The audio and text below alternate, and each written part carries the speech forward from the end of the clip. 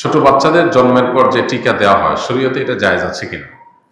ছোট বাচ্চাদের জন্মের পরপর হোক বা পরবর্তী সময় হোক যে টিকা দেওয়া হয়, এই টিকা নিয়ে নানান আলাপ আলোচনা আছে।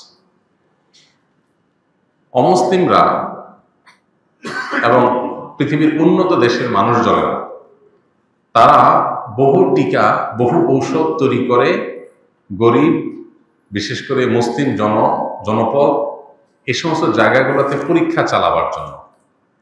এই নির্মম বাস্তবতার কথা এই সময়ে সামান্যতম সচেতনতা আছে এরকম মানুষ মাত্রই জানেন।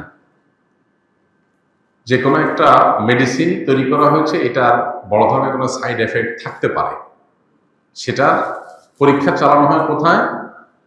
গরিব দেশগুলোর উপরে। যে মরে গেলে গরিব দেশগুলো, মানুষ মরে গেল, এ ফাঁকে তারা সাবধান হয়ে গেল।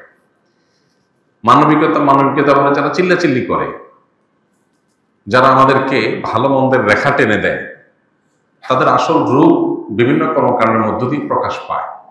এর মধ্যে এটা একটা, যে আমাদের মতো গরিব দেশগুলোর উপরে তারা বিভিন্ন রকমের পরীক্ষা নিরীক্ষা চালায়। এই সমস্ত বাস্তবতাকে মাথায় রেখে, বিশেষ করে টিকার নাম দিয়ে সেখানে কি দেওয়া হচ্ছে না দেওয়া হচ্ছে, ক্ষতিকর কিছু আছে কিনা, এটা নিয়ে নানা রকমের ধোঁয়াশা থাকে, বিভ্রান্তি থাকে, সন্দেহ সংশয় থাকে। এই কারণে যদি কেউ টিকা গ্রহণ না করে তো সেটা রাইট অবশ্যই তার আছে, বরং কোনো কোনো ক্ষেত্রে সন্দেহ হলে, বিভ্রান্তির সুযোগ থাকলে সেটা থেকে বিরত থাকাটাই বরং বিবেকের দাবি এবং শরীয়তের দাবি। গত কিছুদিন আগে মেয়েদের এক ধরনের টিকা দেওয়া হয়েছে, আমরা জানি শত শত হাজার হাজার মেয়েরা অসুস্থ হয়ে গেছে সারা দেশে, প্রচুর পরিমাণ পত্রপত্রিকা নিউজ হয়েছে। কিন্তু এরপরও সেটাকে পুশ করার, আরোপ করার, জোর করে দেওয়ানোর একটা চেষ্টা আমরা লক্ষ্য করেছি। এগুলো কেন? এ বিষয়ে আমাদের সাবধানতা অবলম্বন করা দরকার।